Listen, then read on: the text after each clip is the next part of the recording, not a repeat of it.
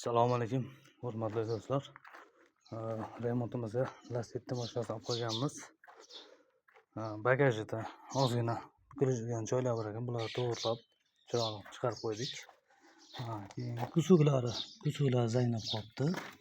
Kuzov yangi qo'yiladi bunga.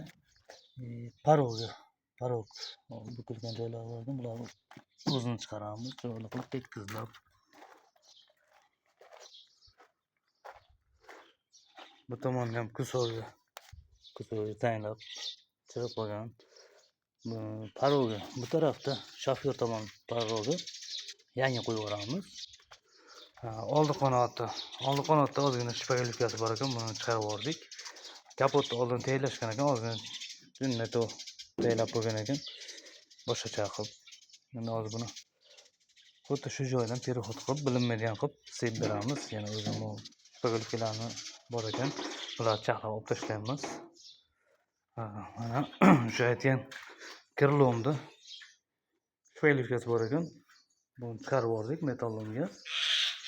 Oldi orqa bamperlari yangi qo'yilgan ekan. Mana o'sha kirlovni almashtirib turgan, mana родной holatda, просто rangi boshqacha.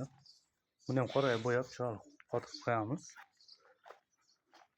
Kosmetika ishlari shu ekan. Kimgadir qanaqa ishlar bo'lsa, kosmetikalar bo'lsa, mashina qanaqa bo'lishini qat'iy nazar, Jiguli bo'ladimi, boshqa bo'ladimi, bizda mashina tanlanmaydi.